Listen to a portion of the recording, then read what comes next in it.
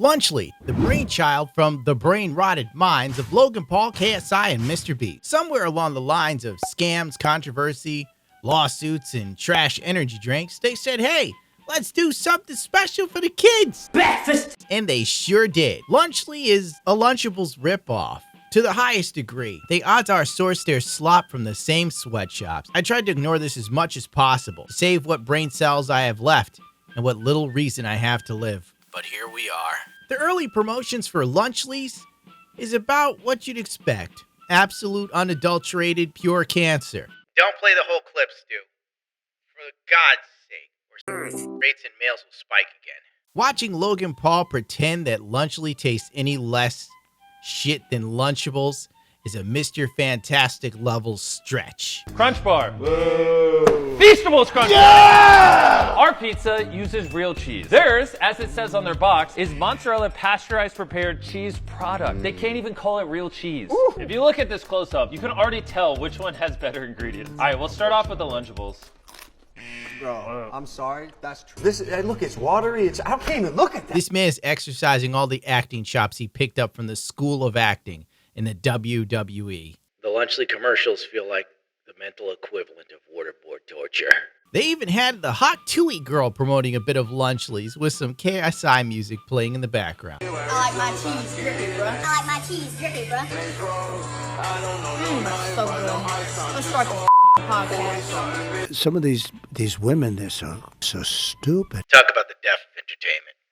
A girl talking about sucking a dude off in a TikTok interview, and all of a sudden it spawns a career. You might have noticed her saying, I like my cheese drippy, brah. Well, that was a meme created when Logan Paul was trying to promote, you guessed it, drippy cheese. I like my cheese drippy, bro. To children who wear Velcro socks, his target audience. I like my cheese drippy.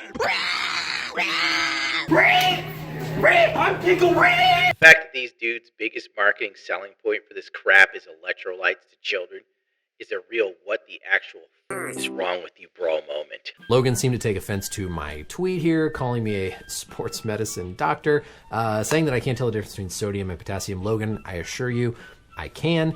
And this is really the highlight, the crux of this.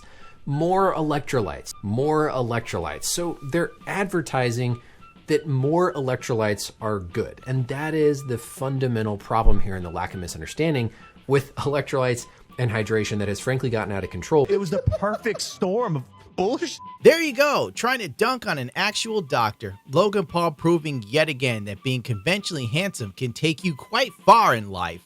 With a brain the size of a circus flea. Logan Paul then pretended later on his horrible podcast that he was a marketing genius, playing off his moment of pure cringe as a well-planned meme on the level of Nick Avocado's 2 steps ahead of you villain speech. How exactly do you like your cheese? Oh, that's right. Drippy, bro. The internet just makes no sense. Why have they just gravitated towards that? Because it's so cringe, but it's like catchy cringe. Yeah, and you can make memes out of it. Yeah. All that negative attention transformed into user-generated content, which from a brand perspective is quite literally the most valuable thing you can ask for. Drippy. Wow, bro. I hate this job.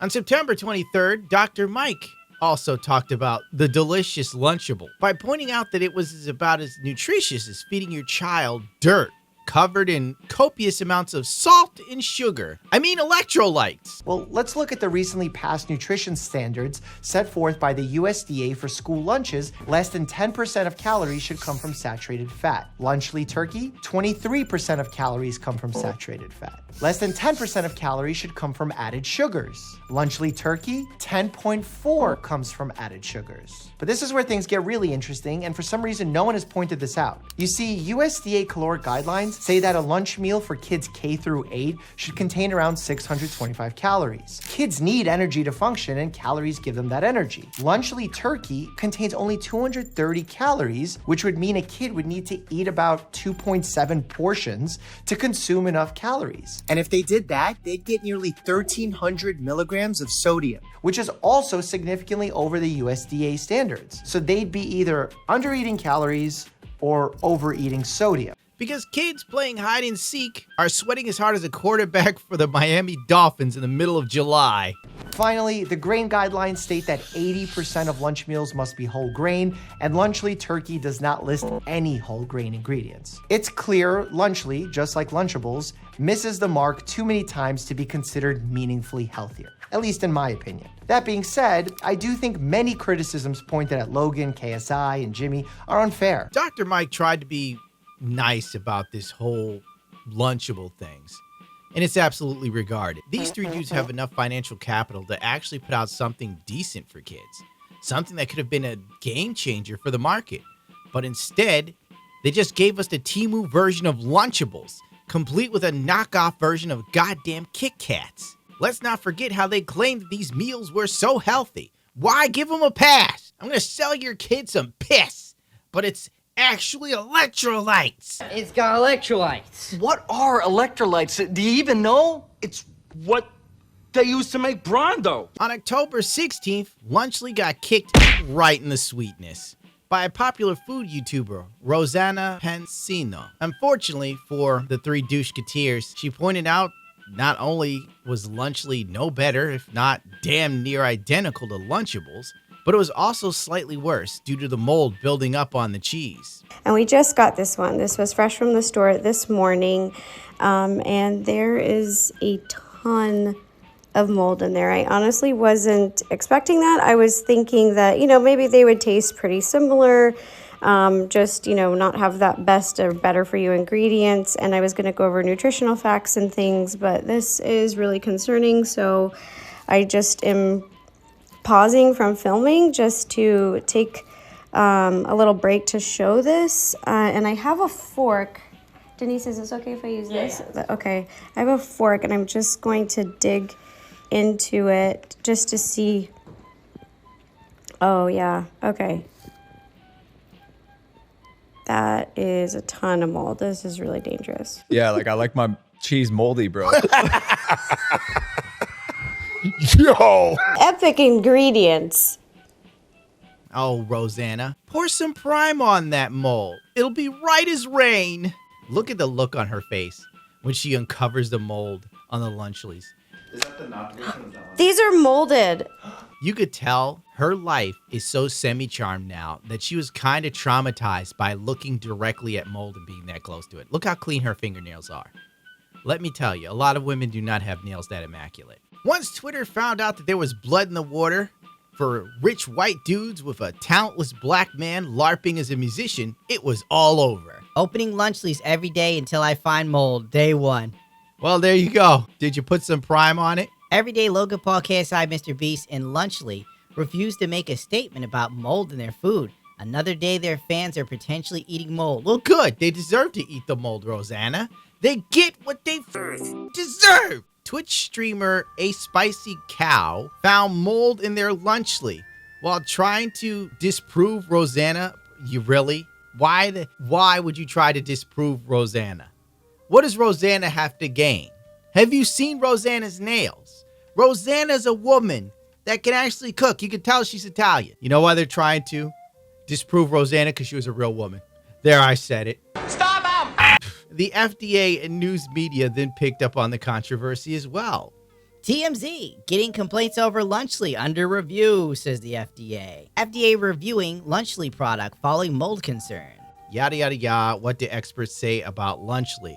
And let's see, blah, blah, blah, blah, blah, blah. In an attempt to create an easy, healthy lunch option for children, YouTuber, megastar Mr. Beach launched... I call him Mr. Beach. Launched Lunchly, a pre-packaged meal intended to be a better-for-you lunch option. Like these people give a rat's ass about your kids. That's their first mistake. Better option than Lunchables. But just 1 month after release, Lunchly has already been fielding accusations that the meal contains mold well before the expiration date. Ain't that about a bitch? La la la la. Nutrition experts say that the ingredients are still less than healthy, despite the small improvements, and when I say small, I mean minuscule, that have been made. They are processed foods that are high in sodium and saturated fat. Logan Paul's kid's probably gonna eat the best stuff on the planet. He'll feed your kids stuff to turn them into Nick Avocado. And charge you for it. And then he'll be like, bro, if your kid's any good, he'll be 2 steps ahead of the calories. Woo! The nature boy. Logan Paul sprang to action by laughing at the situation. Yeah, like I like my cheese moldy, bro. Yo! Marshall has no moral compass. He is a rat. In his mind, this is all good press. All the bullshit scams he's been involved in, he's never paid the price. He's never been truly negatively affected by his action. To him, it's all a big joke, which says a lot about his life. And now I understand why people hate him and influencers like him.